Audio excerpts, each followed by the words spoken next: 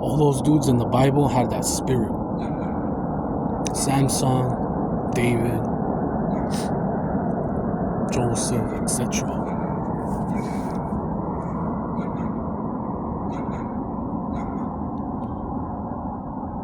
My favorite one was Joseph. That's because I dream a lot. I'm not saying I'm Joseph. But if I could pick one character, yeah, of course I would want to see Jesus, but a character that they made a story out of would be Joseph. I want to know how he looks, how tall he is. If he looks how they portrayed him to look. Like, I know in the pyramids they knocked off the big round noses. I'm pretty sure Jesus was dark. Not gonna argue. I don't really care about the color, but I want to know everything, how he looked. How tall he was, what he was, everything. I want to know how he looked because all the women were gazing at him. And they couldn't take rejection either, but they smelled a good fruit. They're like, damn, this dude has a seed. It's a watermelon with a seed. All these other dudes are seedless. And I think back then, I don't know if in those times they had any type of perfume or cologne, deodorant. I doubt it. They could smell an unclean woman. An unclean woman is obviously someone that slept with someone that's not married. If it's your wife and you just slept with her, you know that smell. If she goes to another dude, she didn't shower, they should be able to distinguish and detect that smell. So pheromones had to be way stronger. Way stronger.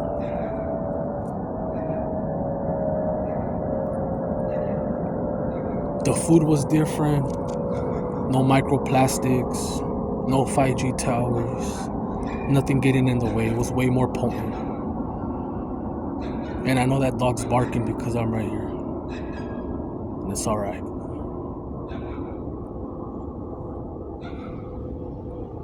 I also like Joseph because he was able to forgive his family members, his brothers, that betrayed him just because he told them his dream. This is for people that never even read the Bible or heard the story of Joseph. He was the youngest one, and he wasn't taking care of no sheep like his older brothers, goats and sheep, etc. And his father favored him, Abraham. His father was teaching him other languages. He was like, you're not gonna use your hands. You're gonna use this. You're gonna use the gift of gab. You're gonna be smart. Let these guys be the workhorse. And the brothers were bigger and brute, strong, competitive. But none of them were retainers. I doubt it. He tells them the dream, hey, you know what? Tomorrow, or I had a dream, wolves are gonna come and attack our sheep. It happens the next day. But I told you guys about these dreams, there's no timing. Just like the time that he had a dream that he would rule over Egypt and his brothers would bow down to him. They didn't want to see that happen. They sold him. They sold him to slavery. Threw him in a pit. Scandalous. Conniving, treacherous, backstabbers. Not everyone has the strength to forgive their family like that. When the tables turn around, they'll be like, oh, an eye for an eye. He gets sold. Because of his looks, he's able to work inside, just like slavery back then. They breeded the good looking slaves, the strong slaves. They had better care. They were well fed. They did less labor. Some of them slept inside.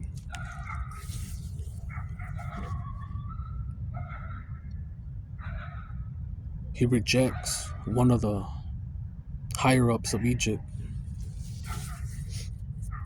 Potiphar's wife. He's like a general or something. He's not the number one head honcho, but he's up there.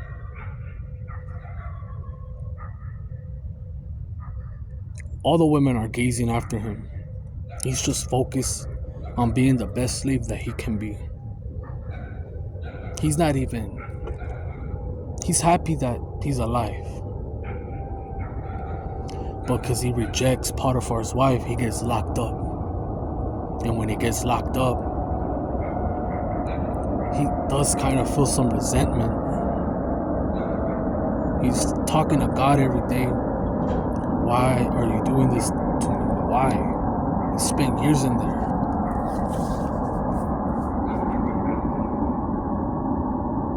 Of course, there's prisoners, but two of them stand out. One of them has dreams of crows picking at his head. The other one has a dream of making the best drink out of grapes. And he tells him what the dream means. He tells him, hey, bro, like in 3 days, you're going to get your head chopped off. And you in 3 days, you're going to be free. The one that was free was able to tell the head honcho of Egypt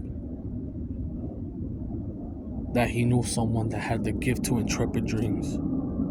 Now the head honcho had sleepless, restless nights. He can't sleep. He has the same dream. 7 cows falling, etc.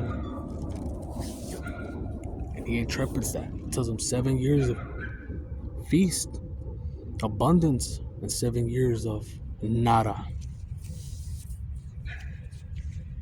So they find strategic ways to harvest grain and other stuff, preserve what they can, and they save all of Egypt and other countries. Now the brothers come back, not knowing that Joseph is like the 3rd general now. They don't recognize him.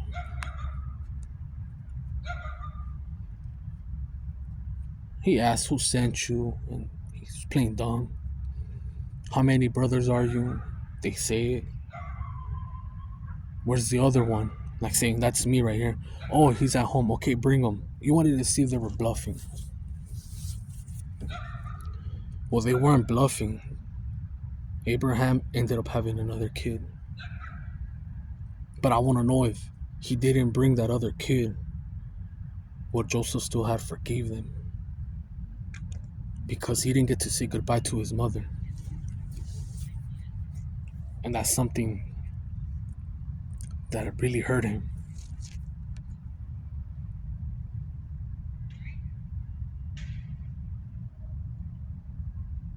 It's hard to forgive, but it takes someone to be stronger. And he was a strong one. He didn't rub it in.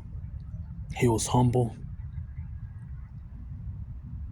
And that's why that's my favorite story. And I'm out.